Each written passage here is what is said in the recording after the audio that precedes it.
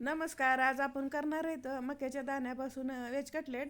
भरपूर अशा भाज्या घालून करणार आहेत आणि वरून कुरकुरीत आणि आतून मऊ असं कटलेट खूप छान असं होतंय. 2 चमचे तेलामध्ये तयार होतंय. रेसिपीला सुरुवात करू. ही 2 मकाचे कणस घेतलेले आहेत. असे फ्रेश ताजे कणस घ्यायचे.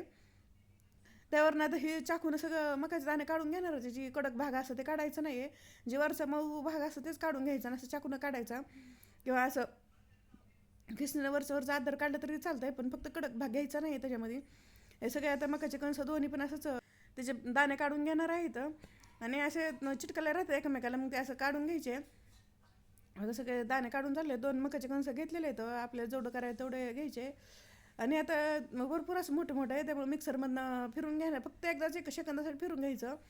असं जाडसर ठेवायचं, एकदम असं बारीक करायचं नाही. त्यामध्ये पाऊण वाटी गाजर टाकलेलं खिसून टाकायचं किंवा बारीक कापून टाकलं तरी चालतं. अर्धी वाटी शिमला मिरची ते बारीक कापून टाकायची. ही 2 बटाटे घेतलेत मीडियम साईजचे, उकडून खिसून घ्यायचे बटाटे.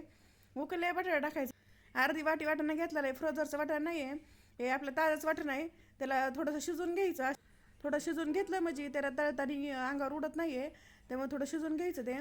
त्यामध्ये 3 हिरव्या मिरच्या आणि 1 इंच आलं बारीक करून घेतलेलं आहे. 1 चमचा धनिया पावडर, 1 चमचा आमचूर पावडर टाकायची. आमचूर पावडर खूप छान अशी टेस्ट येते.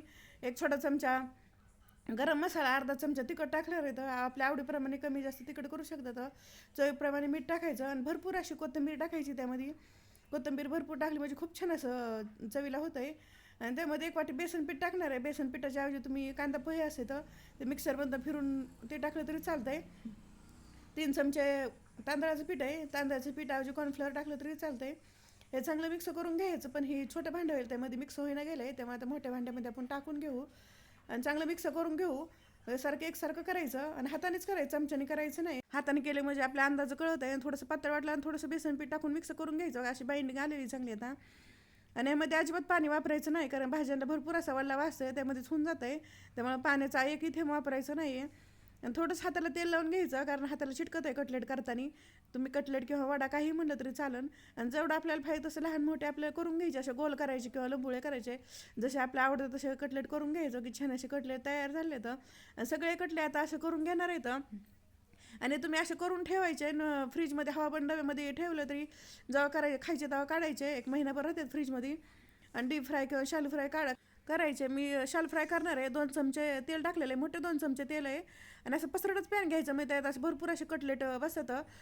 आणि तेल गरम झाल्याशिवाय त्यामध्ये कटलेट टाकायचे नाही. तेल गरम झाल्यावर टाकायचं, थंड तेलामध्ये टाकायचं नाही. लो ते मिडियम गॅस केलेला आहे. लो ते मिडियम गॅसवरती खालच्या बाजूकून 3 ते 4 मिनिटासाठी शिकून घ्यायचं.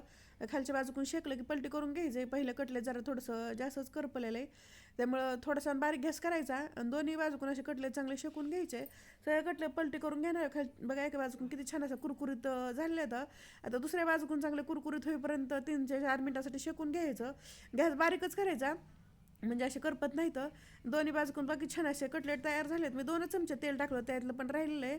आणि थंड तेलामध्ये जर आपण कटलेट करायला घेतले तर तेल पितेतं कटलेट, त्यामुळं गरम तेलामध्ये टाकायचे. एक तोडून दाखवते तुम्हाला की छान असं झालेलं आहे. आतमध्ये मऊ वरण असं कुरकुरीत झालेलं आहे आणि चवीला ते एकदम भन्नाट असे होते. तर भरपूर भाज्या घालून केले येतं, त्यामुळे खूप छान असे लागत येतं. सॉस किंवा चटणीसोबत खायचं. सॉस किंवा चटणीसोबत खाल्ल्यावर खूप छान असे लागत येतं, किंवा असं जरी खाल्लं तरी छान लागतात, कारण भरपूर भाज्या घातलेल्या आपण त्यामध्ये. किती छान असं व्हेज कटलेट तयार झालं आहे. हे माझी रेसिपी कशी वाटली कमेंटमध्ये नक्की सांगा. लाईक करा, शेअर करा आणि चॅनल जर नवीन असं सबस्क्राईब करा आणि बेल आयकॉन दाबायला विसरू नका.